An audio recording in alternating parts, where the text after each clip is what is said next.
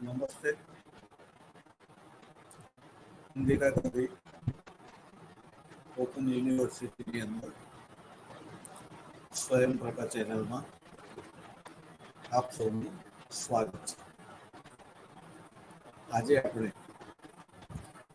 યુરોપના ઇતિહાસની અંદર બિસ્માર્કની વિદેશ નીતિના સંદર્ભની અંદર વાત કરીશું. આપણે જોયું કે બિસ્માર્ક ખૂબ ચતુર હતું. તેની નીતિ કૂટનીતિ તરીકે જાણીતી છે.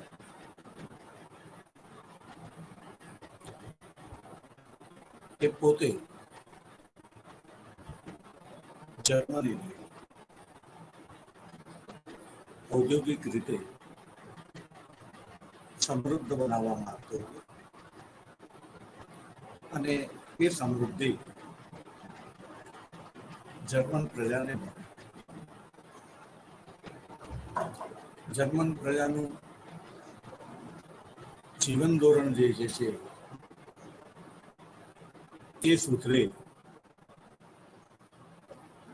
એવી એની ઈચ્છા હતી અને પરિણામે એ ઈચ્છતો હતો કે જર્મનીની અંદર આંતરિક રીતે શાંતિ રહે, કાયદો અને વ્યવસ્થાની સ્થિતિ જળવાયેલી રહે, તેમજ સરહદ ઉપર પણ શાંતિ હોય, સ્થિરતા હોય, તો વેપારનો વિકાસ સારી રીતે કરી શકાય. બિસ્માર્ક જે છે એને જર્મનીને તો આંતરિક રીતે શાંતિ આપી, કારણ એની પાસે વિલિયમ કેસર પહેલા જેવો ખૂબ જ સરસ અને સક્ષમ રાજા હતો. પરંતુ વિદેશ નીતિની આપણે વાત કરીએ તો એને ફ્રાન્સ સાથે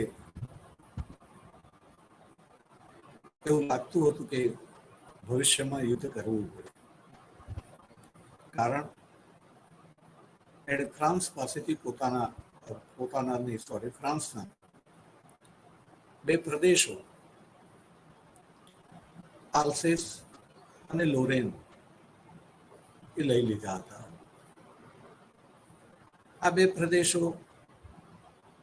ફ્રાન્સ એની લાક્ષણિકતા પ્રમાણે પાછા મેળવ્યા વગર શાંત બેસી રહે તેમ ન હતું. પરિણામે એણે આંતરરાષ્ટ્રીય રાજકારણની અંદર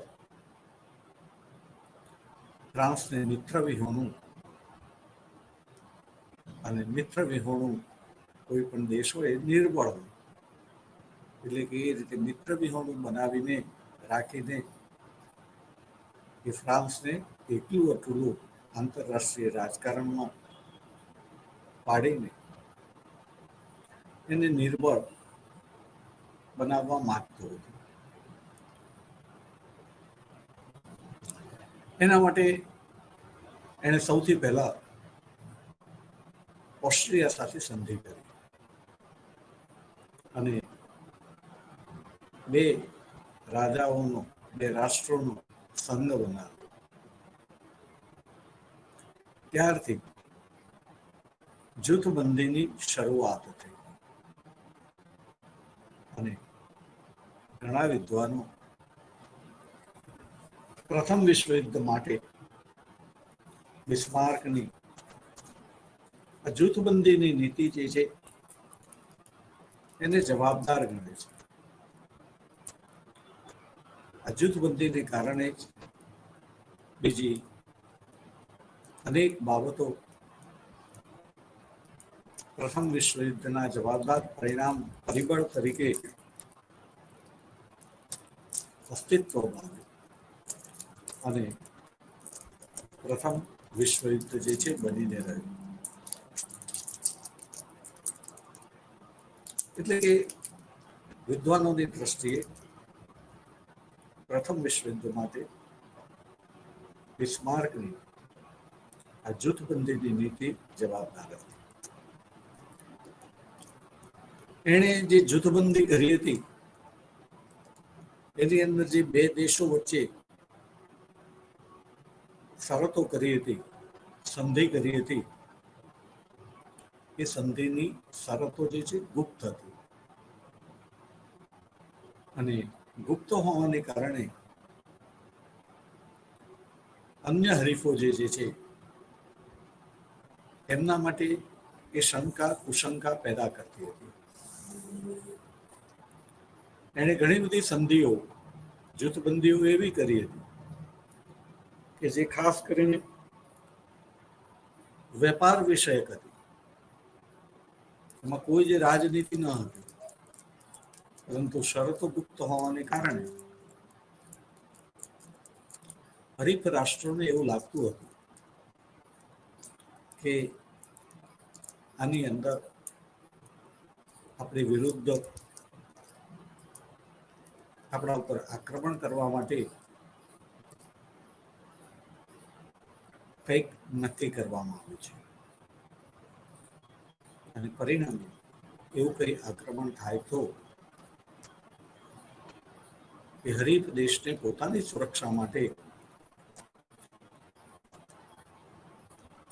સંધિ કરવાનું આવશ્યક લાગે અને એ પણ સંધિ કરવાના પ્રયત્ન કરે.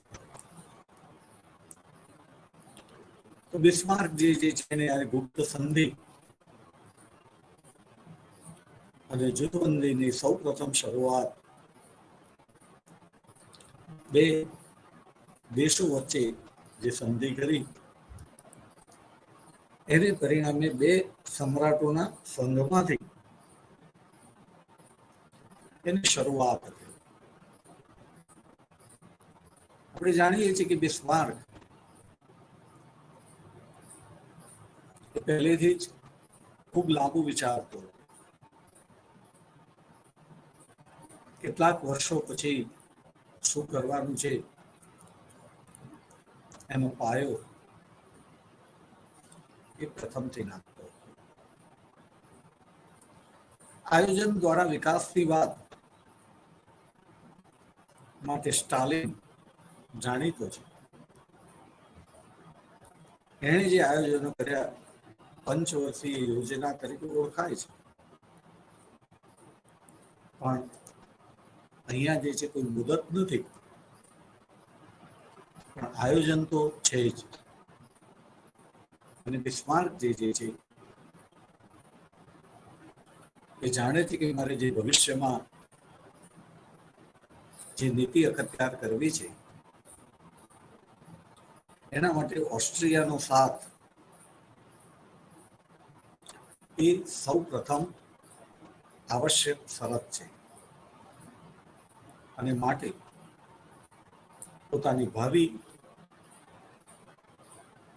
વિદેશ નીતિને ધ્યાનમાં રાખીને જર્મનીનું એકીકરણ હજી પૂર્ણ પણ નથી થયું એ વખતે 1864 ઓસ્ટ્રો પ્રશિયા યુદ્ધને અંતે એણે ધાર્યું હોત તો ઓસ્ટ્રિયા સાથે મનમાની શરતો એ મંજૂર કરાવી શકે,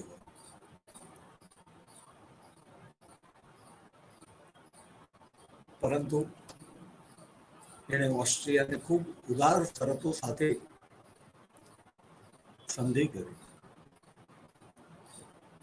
ઓસ્ટ્રિયાનો પરાભવ થયો હોવા છતાં ઓસ્ટ્રિયા એનું દુશ્મન ન બન્યું, કારણ કે બિસ્માર્કની ચતુરતા હતી. એ સંધિ વખતે એને જે દૂરંદેશતા અપનાવી હતી, દર્શાવી હતી, એ દૂરંદેશતા જવાબદાર હતી. અને એણે એ જ વખતે નક્કી કર્યું કે કોઈ પણ સંજોગોની અંદર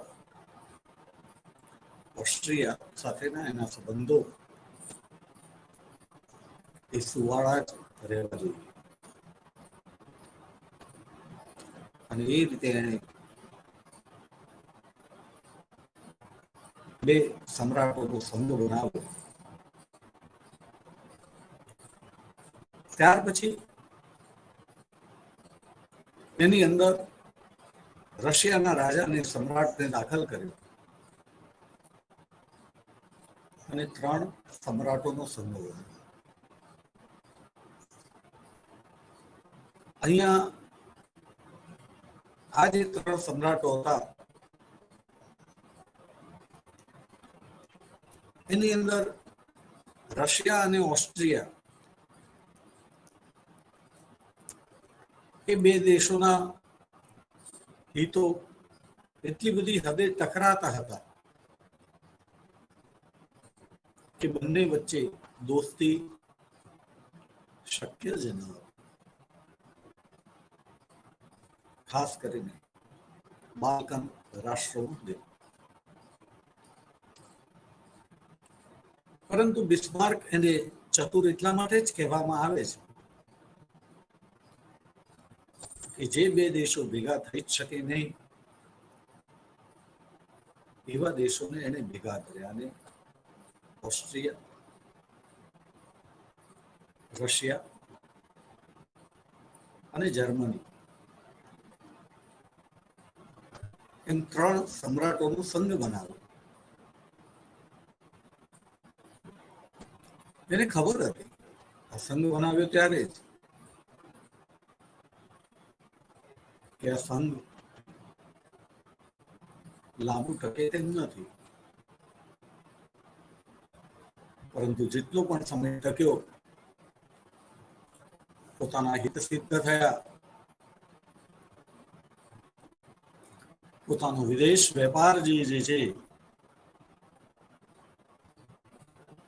એના માટેની અનુકૂળતાઓ હતી, એ એનો ધ્યેય હતો. અને એ રીતે એને 3 સમ્રાટોનો સંઘ બન્યો. અને એની ધારણા મુજબ એ સંઘ લાંબો ટક્યો નહીં. ઓસ્ટ્રિયા અને રશિયાના આર્થિક હિતો ટકરાતા હતા એટલે એ બંનેની વચ્ચે મતભેદ થયા. મતભેદ થાય ત્યારે 3 મિત્રો હોય ને મતભેદ થાય બે વચ્ચે, ત્યારે ઓટોમેટિક ત્રીજો મિત્ર જે છે એ લબાદની ભૂમિકામાં આવી જતો હોય છે.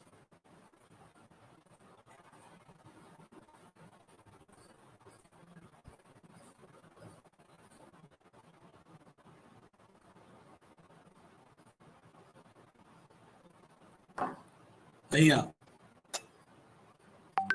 બિસ્માર્કે બે વચ્ચેના ઝઘડામાં લવાદગીરી કરી,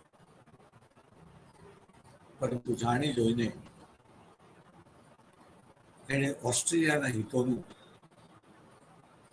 વધારે ધ્યાન રાખ્યું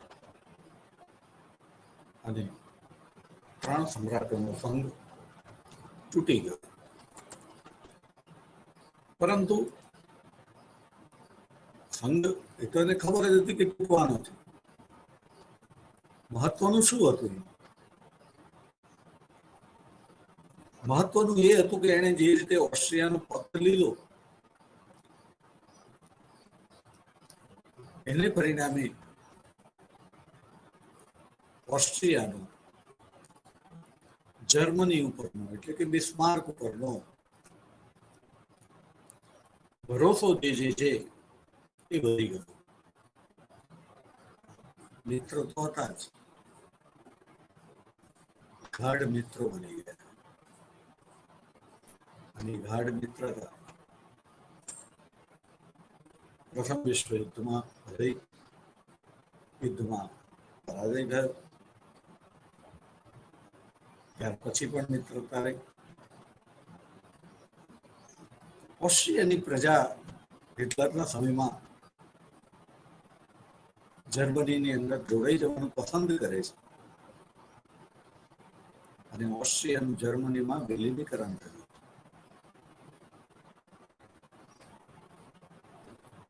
આ બધું બિસ્માર્કની નીતિના કારણે શક્ય બન્યું હતું. તે આપણે ભૂલવું ન જોઈએ. કોઈ એક દેશની પ્રજા બીજા દેશમાં ભળી જવાનું પસંદ કરે,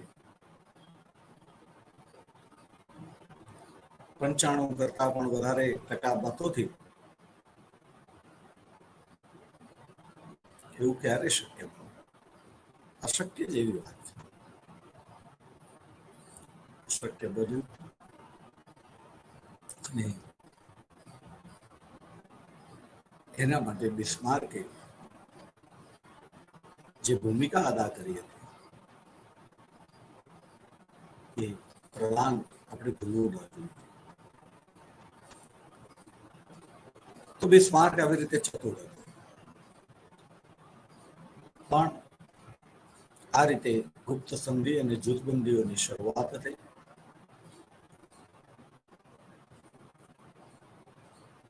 સાથે સાથે બિસ્માર્કની નીતિ આપણે જાણીએ છીએ,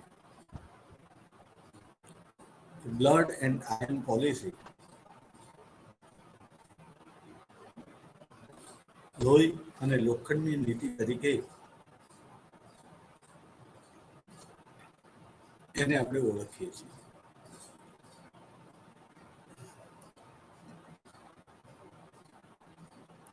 બિસ્માર્કે જર્મનીનું લશ્કરીકરણ,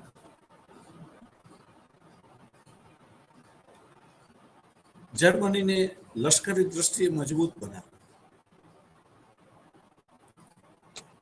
અને એને પરિણામે યુરોપમાં લશ્કરવાદ ઉભો થયો.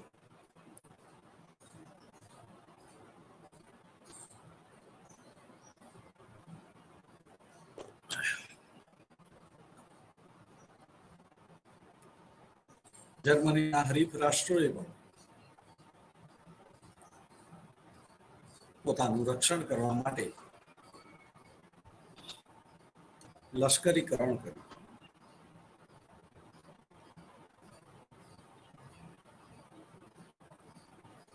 આપણે અહીંયા યાદ રાખીશું કે બિસ્માર્ક આ બધું કોઈના ઉપર આક્રમણ કરવા માટે કરતો ન હતો. બિસ્માર્કનો પોતાનો હેતુ શાંતિ પ્રસ્થાપિત કરવાનો હતો. કોઈ પણ પ્રકારનું યુદ્ધ કરવા માંગતો ન હતો, પણ સાથે સાથે એના હેતુને બીજી રીતે કહીએ તો અન્ય કોઈ દ્વારા જર્મની ઉપર યુદ્ધ કરવાનો વિચાર પણ કરવામાં આવે તો એ શક્યતાને જીરો કરી દેવા માંગતો હતો, ખતમ કરી દેવા માંગતો હતો, નાબૂદ કરી દેવા માંગતો હતો.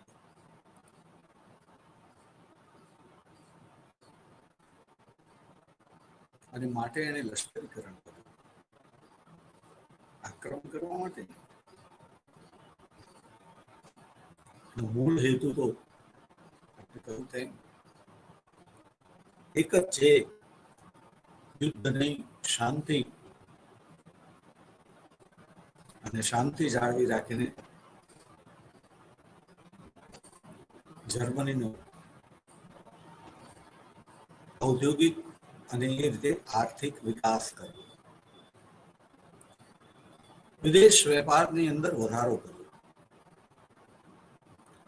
અને જર્મન પ્રજાને સમૃદ્ધિ પૂરી પાડી.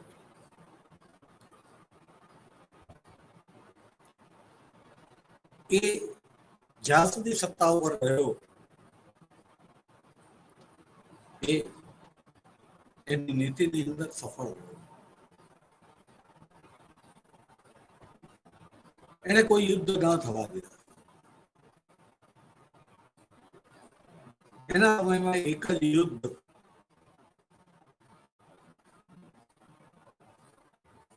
ની સત્તા એ ઇંગ્લેન્ડ તરફથી હતી.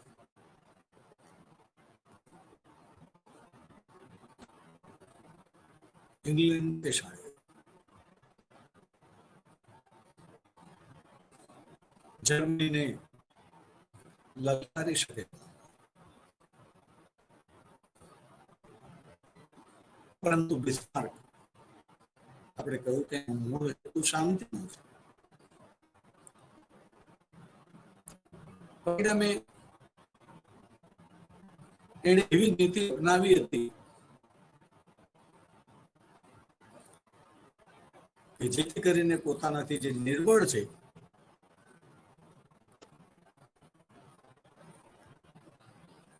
તે આક્રમણ કરવાનો વિચાર ન કરે,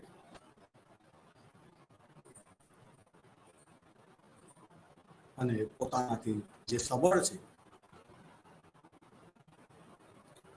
એની સાથે એવી રીતે મિત્રતા કરવી કે એમને એવું લાગે કે જર્મની ક્યારેય એમના માટે ભયરૂપ સાબિત થવાનું નથી, માટે મિત્રતા બને અને મજબૂતાઈ પણ રહે. એ ઇંગ્લેન્ડ સાથે નૌકા દળ બાબતે, નૌકા જહાજો બાબતે, યુદ્ધ જહાજો બાબતે, સામુદ્રિક યુદ્ધ જહાજો બાબતે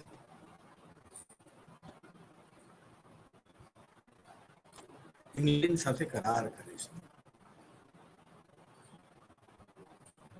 કે જર્મની ક્યારે તમારા નૌકાદળ કરતા 35% વધારે નૌકાદળ રાખશે. એટલે કે જર્મનીનું નૌકાદળ ઇંગ્લેન્ડની સરખામણીની અંદર માત્ર 35% હશે.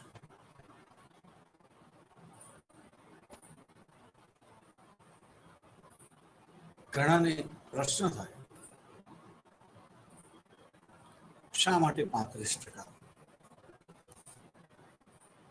50% હોય તો ઓછું જ કહેવાય.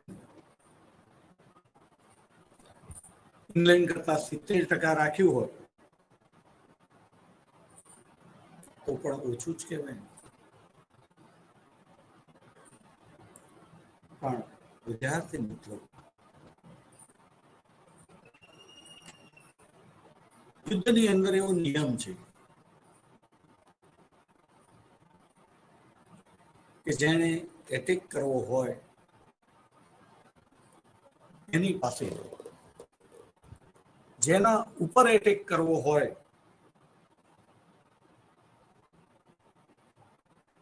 એના કરતા 3 ગણી તાકાત જોઈએ. 35 એટલે આશરે 100 નો 3 ભાગ, 33 * 99, 33.33 સમથિંગ.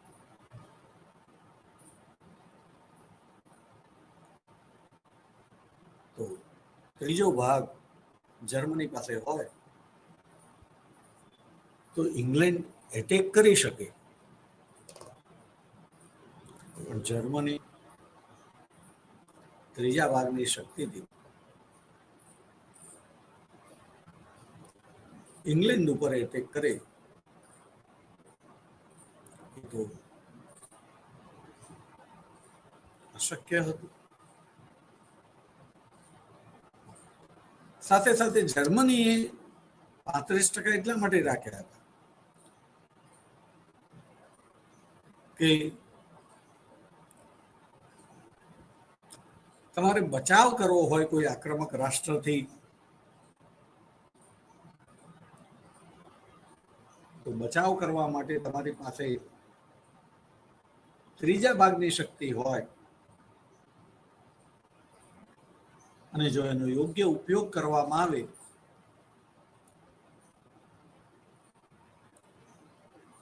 તો સારી રીતે બચાવ કરી શકાય.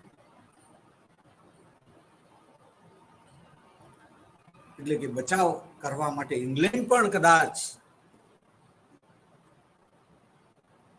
એની ધારણા ખોટી પડે અને આક્રમણ કરે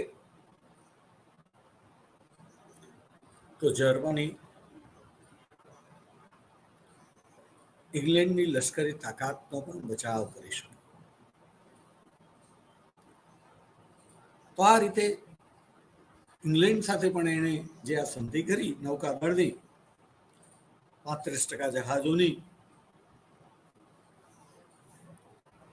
એ પણ બતાવે છે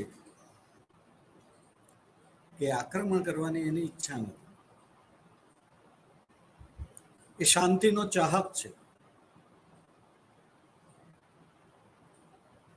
અને એણે કોઈ યુદ્ધ થવા દીધું નથી. તો પ્રથમ વિશ્વયુદ્ધ માટે ઘણા વિદ્વાનો એને બા ઇજ્જત બરી કરી દે છે. એટલે કે એને જવાબદાર ઠેરવતા નથી.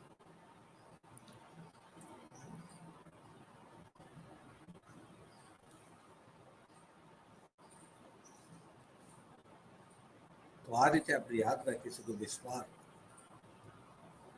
એને શાંતિ જાળવી રાખી, જર્મનીને સમૃદ્ધ બનાવ્યું, પરંતુ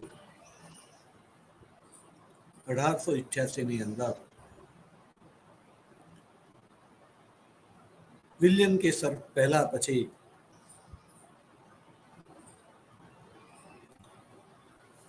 વિલિયમ કેસર દ્વિતીય ગાદીએ આવે છે.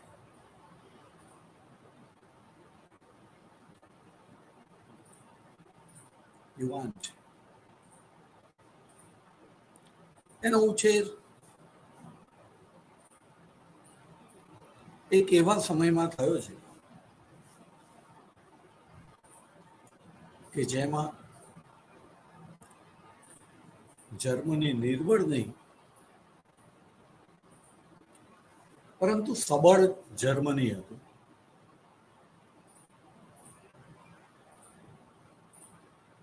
અને એ સબળ જર્મનીની અંદર ઉછરેલો રાજપુત્ર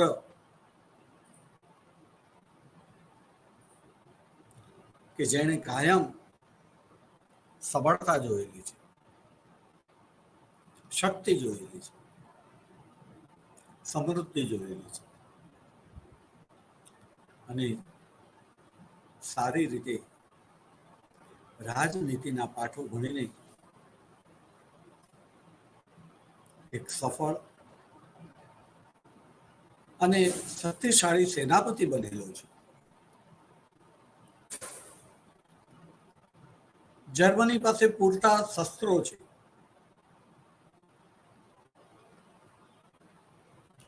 ત્યારે એ વિલિયમ કેસર દ્વિતીય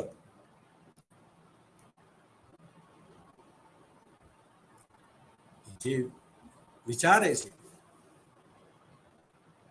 તેને આપણે સમજવું જરૂરી છે.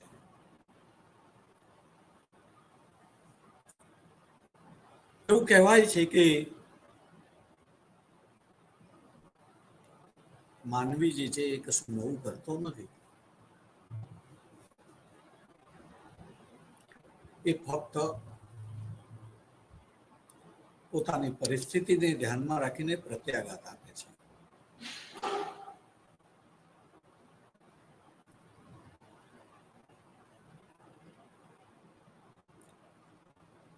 તો વિલિયમ કેસર દ્વિતીય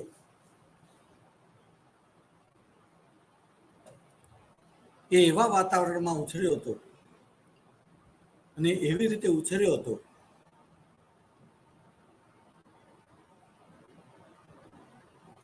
કે જેને બિસ્માર્કની નીતિ, ઉંદર જેવી નીતિ, ફૂંક મારતા જાઓ અને કરડતા જાઓ, જેને કરડો એને ખબર પણ ના પડે કે કોક એને કરડી રહ્યું છે.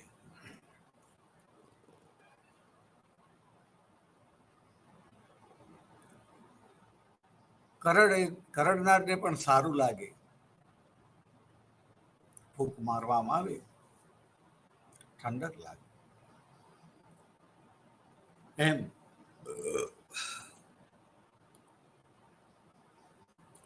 બિસ્માર્કે એવી નીતિ અખત્યાર કરી હતી, જ્યારે વિલિયમ કેસર દ્વિતીય એક વીરને છાજે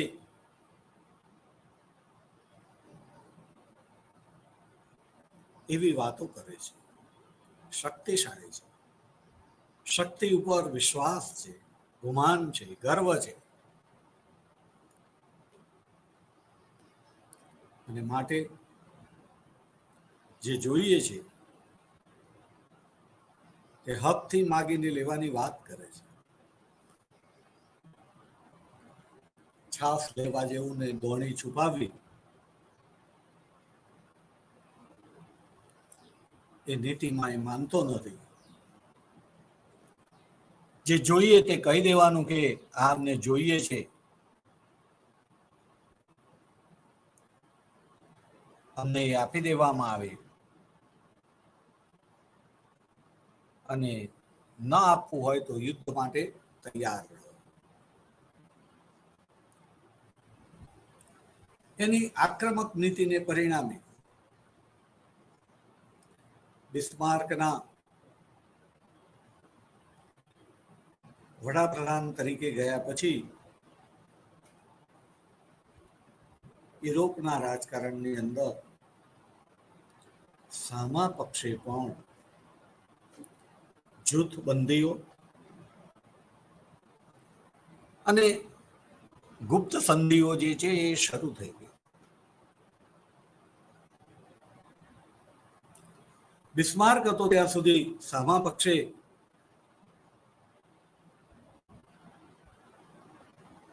સંધિઓ નથી થઈ. સામો પક્ષ સંધિ કરવાની વિચાર નથી કરતો, હિંમત નથી કરતો.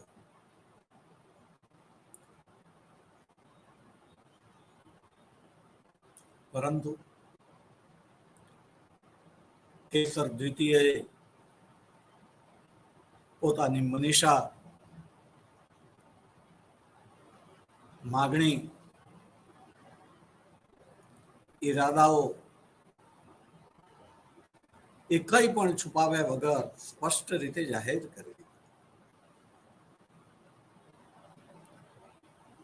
જે ઇંગ્લેન્ડ સાથે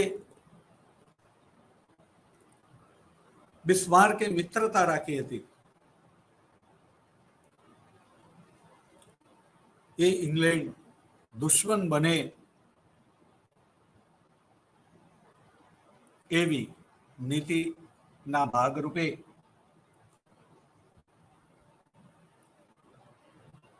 લગભગ 1993 અંદર નૌકા ધારો જર્મનીમાંથી પસાર કર્યો.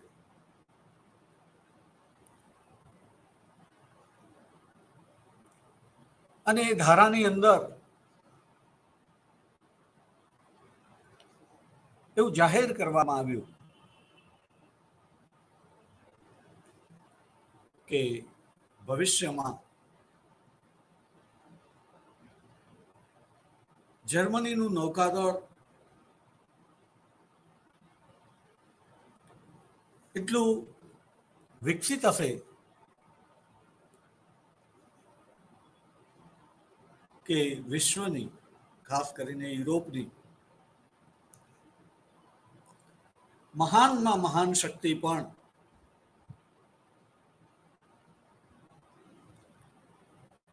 અહીંયા મહાન શક્તિ એટલે કે ઇંગ્લેન્ડ નામ નથી આપવામાં અધ્યાહાર, પણ ઇંગ્લેન્ડને ઉદ્દેશે કે મહાનમાં મહાન શક્તિ પણ જો જર્મનીના નૌકાદળને પડકારવાનો પ્રયાસ કરશે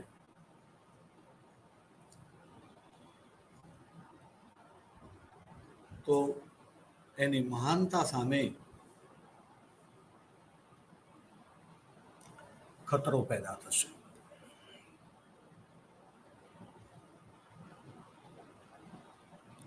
બિસ્માર્કની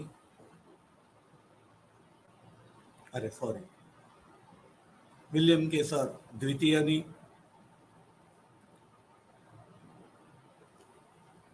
આ પ્રકારની નીતિને કારણે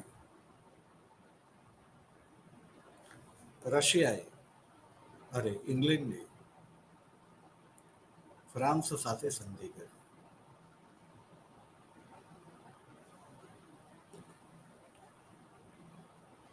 પાછળથી રશિયા સાથે કરી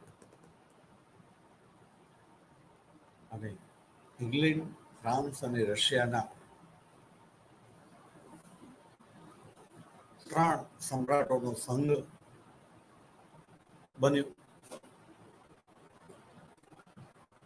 જે ટ્રિપલ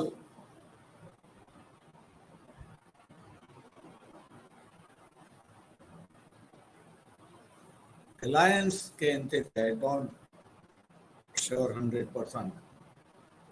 તેમાંથી એક નામ છે અલાયન્સ કે અંતર્ગત તરીકે ઓળખાય, જેમાં આગળ જતા બીજા દેશો પણ બઢ્યા અને એ જૂથ મિત્ર રાષ્ટ્રો તરીકે ઇતિહાસની અંદર આજે ઓળખાય છે.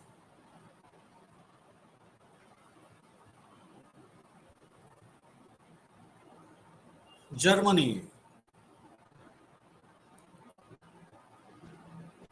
રશિયા જે છે પેલી બાજુ જતું રહેતા ઇટાલી સાથે સંધિ કરી હતી. ઇટાલી, ઓસ્ટ્રિયા, જર્મની અને એ દેશોનું જૂથ ધરી રાષ્ટ્રો તરીકે ઓળખાયું. કારણ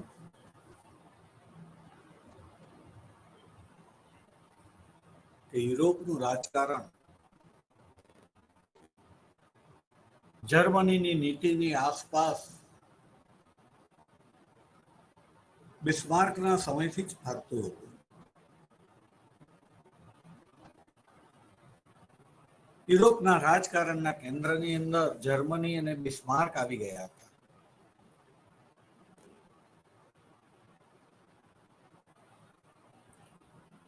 એવું કહેવાય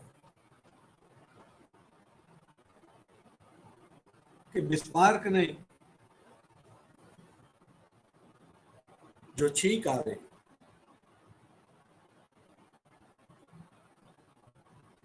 તો સમગ્ર યુરોપને શરદી થઈ જાય.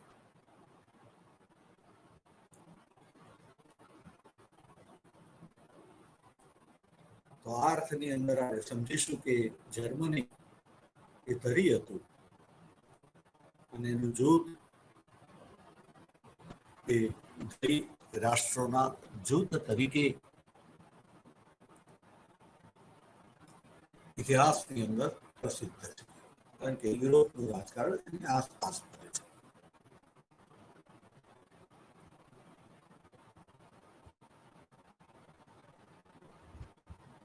તો મિત્રો, અહીંયા આપણે કે બિસ્માર્કના સમયથી યુરોપના રાજકારણની અંદર જે નવા વળાંકો આવે છે, જુદા જુદા દેશો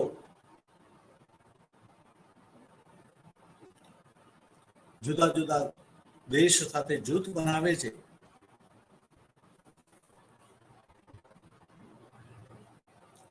ત્યારે એમની વિદેશ નીતિ શું હતી,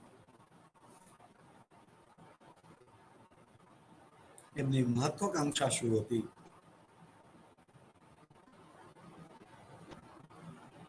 એ સ્પષ્ટ કરવું ખૂબ જરૂરી છે. અન્યથા પ્રથમ વિશ્વયુદ્ધને સમજી નહીં શકાય.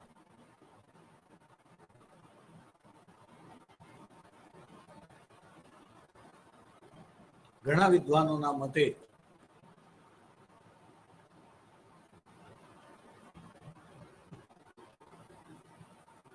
પ્રથમ વિશ્વયુદ્ધને ટાળી શકાયું.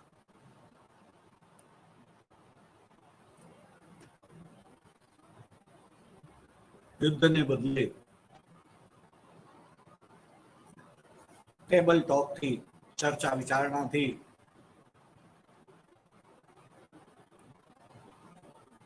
નિર્ણયો આવી શક્યા હોત.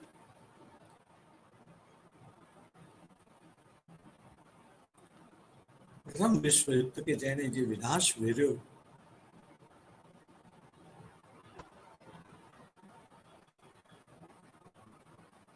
એ વિનાશ વિશ્વમાં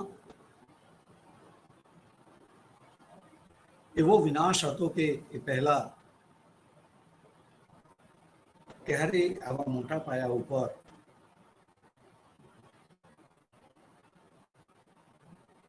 એટલો મોટો વિનાશ થયો.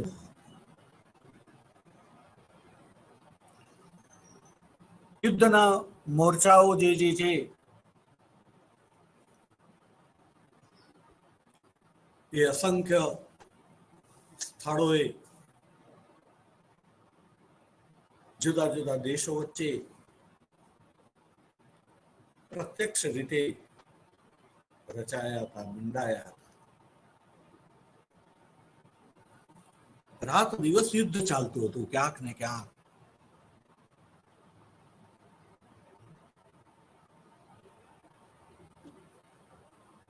યુદ્ધના વ્યૂહો સતત ગોઠવાતા હતા, બદલાતા હતા, અને એ પ્રમાણે સૈનિકોના મોરચાઓ પણ પેંતરા લેતા હતા.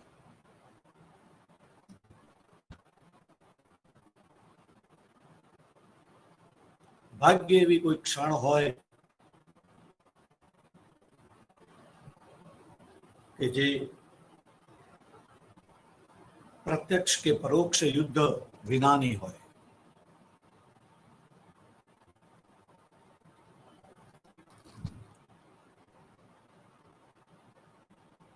આવું આ મહાભયાનક યુદ્ધ થયું એના માટેના કારણો, પરિબળો એ સમજવા અત્યંત આવશ્યક છે. કારણ માનવજાત એને ઇતિહાસની અંદરથી સતત બોધપાઠ લેવાનો હોય છે.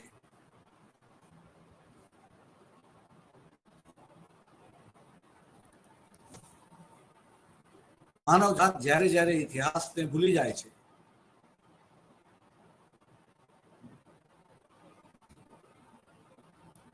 બોધપાઠને ભૂલી જાય છે, ત્યારે પુનઃ યુદ્ધને નોતરે છે, યુદ્ધ થાય છે, વિનાશ થાય છે. ઘણા બધા લોકોનું જીવન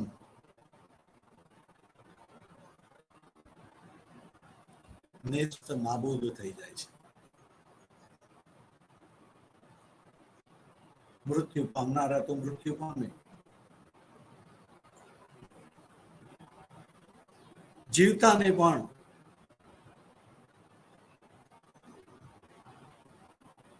મૃત અવસ્થાની અંદર જીવવું પડતું હોય. જીવન જીવવાનો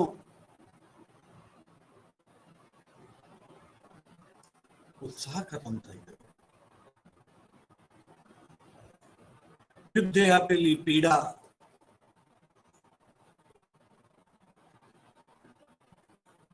પીછો ન છોડતી હોય,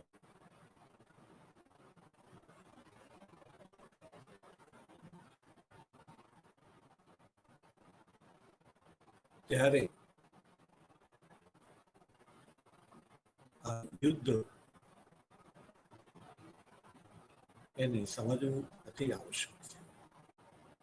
કારણ કે વર્તમાન પેઢી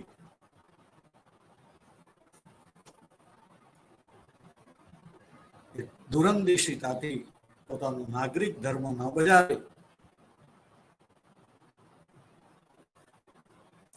તો નેતાઓ ક્યારેક પોતાના સ્વાર્થ ખાતર, એટલે કે પોતાની અંગત મહત્વાકાંક્ષા સિદ્ધ કરવા માટે, તો ક્યારેક આક્રમક પ્રજામતને કારણે દેશને અજાણતા યુદ્ધ તરફ ધકેલી દે છે, કે યુદ્ધમાં ધકેલી દે છે.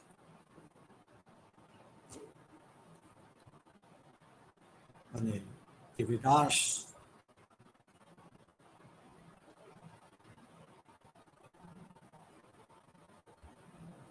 એ ઘણા બધા પરિવારો માટે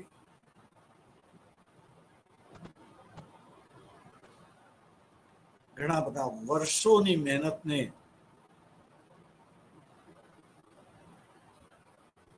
ધૂળમાં ભેળવી દે છે.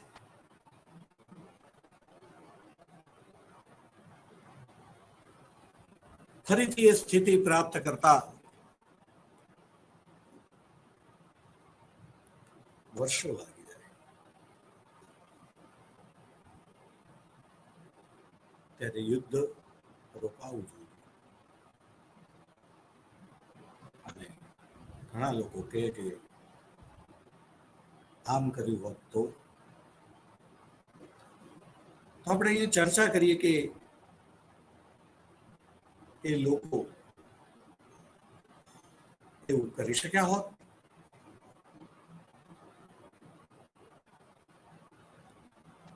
તો આપણે સૌથી પહેલા ઓસ્ટ્રિયાની મહત્વાકાંક્ષાની વાત કરીશું. કરેલી જ છે આપણે, પણ બહુ ટૂંકમાં,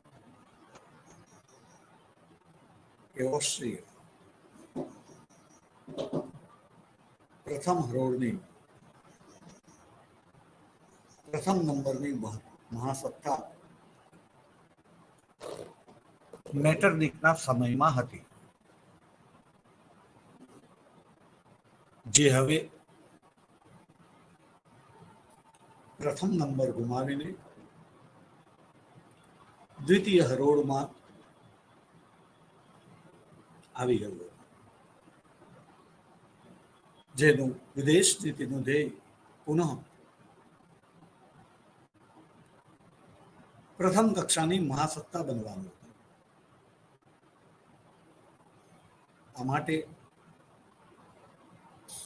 એની પાસે બે માર્ગ હતા. એક ભૂમધ્ય સમુદ્રના માર્ગે આગળ વધીને આફ્રિકા અને આફ્રિકાથી પણ આગળ એશિયાના દેશોની અંદર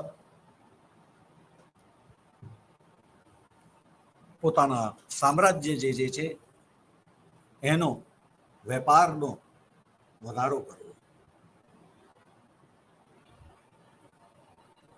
અને બીજું કોન્સ્ટન્ટિનોપલના માર્ગે, કાળા સમુદ્રના માર્ગે થઈને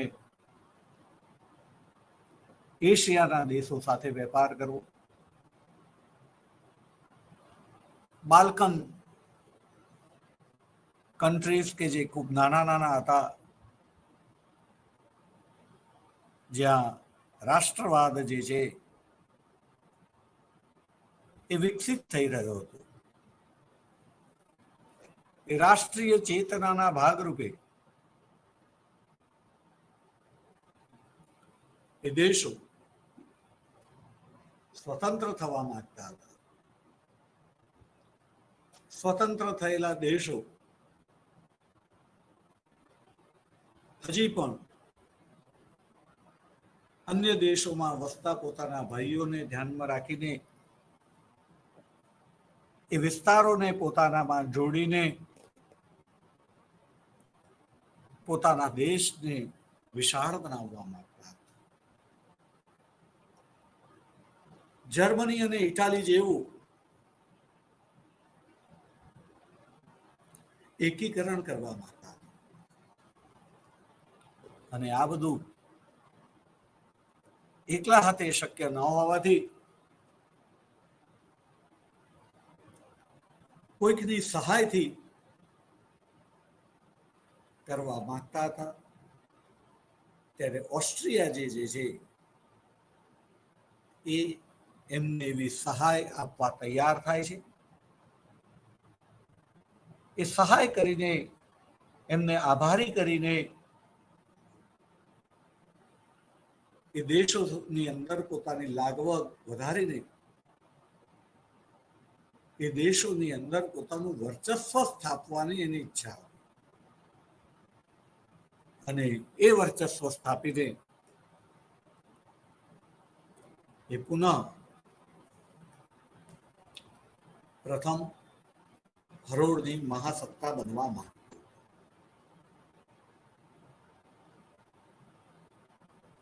એમાં એને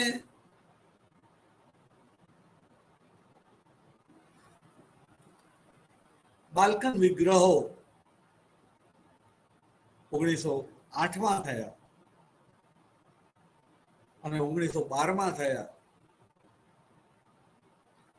એ વખતે સફળતા મળી હતી.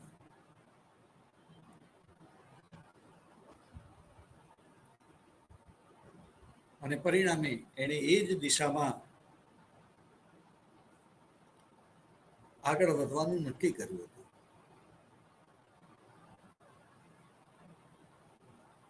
આપણે જાણીએ છીએ કે પ્રથમ વિશ્વ યુદ્ધનું તાત્કાલિક કારણ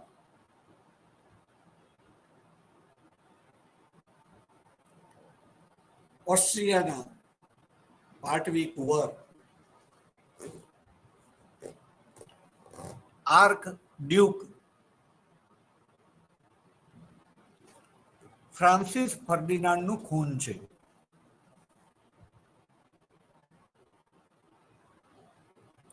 આ ખૂન ક્યાં થયું હતું?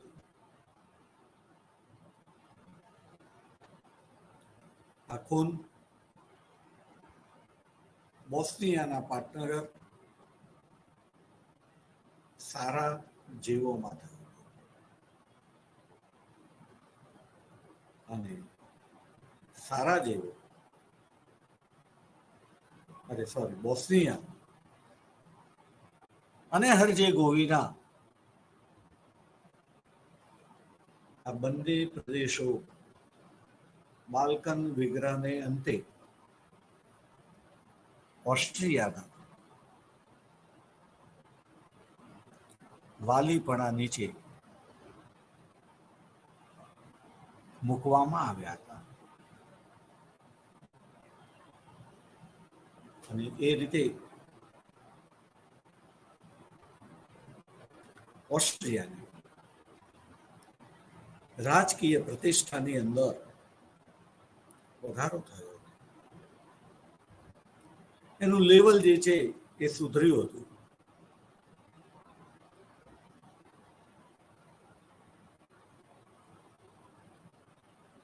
આ ઉપરાંત સર્બિયાની વિદેશ નીતિ સમુદ્ર સુધી પહોંચવાની હતી, કારણ સર્બિયા ચારે બાજુ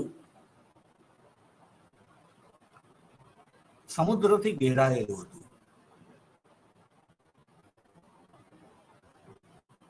અને સાચી સમૃદ્ધિ વિદેશ વેપારથી આવતી હતી ને એ વખતનો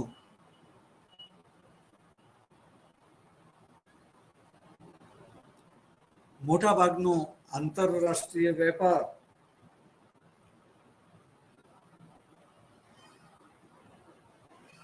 એકમાત્ર સમુદ્ર માર્ગે જ ચાલતો હતો.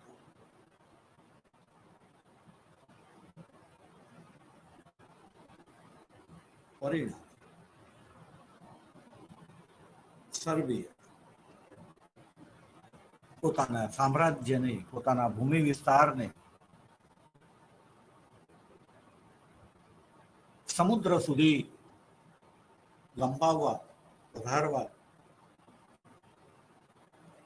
માંગતું હતું, પરંતુ ઓસ્ટ્રિયાએ સર્બિયાના માર્ગમાં આલ્બેનિયા નામના એક નવા રાષ્ટ્રને સ્વતંત્રતા અપાવી અને સ્વતંત્રતાને માન્ય કરી.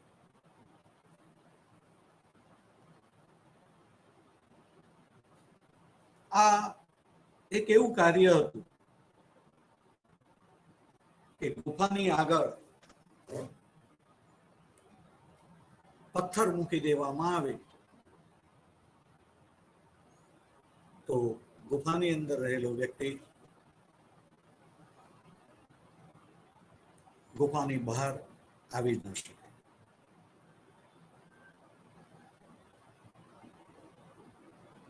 અને એ રીતે સર્બિયા જે છે સમુદ્ર સુધી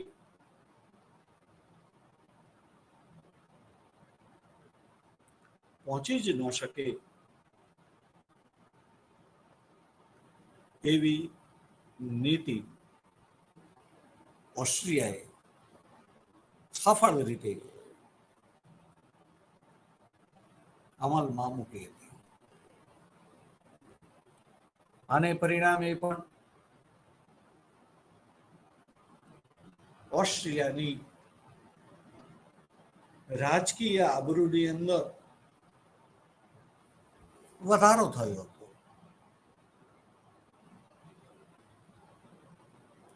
તો આ હતી ઓસ્ટ્રિયાની વિદેશ નીતિ.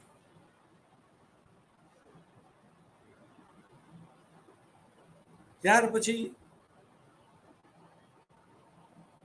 આપણે રશિયાની વાત કરીશું.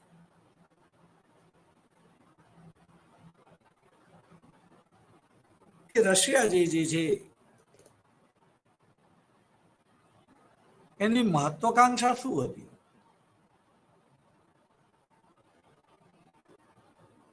એને શું જોઈતું હતું?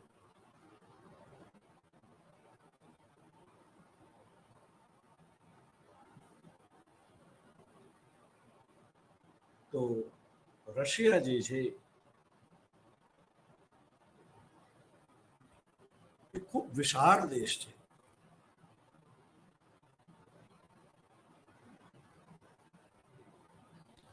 બે ખંડોમાં પથરાયેલો દેશ છે.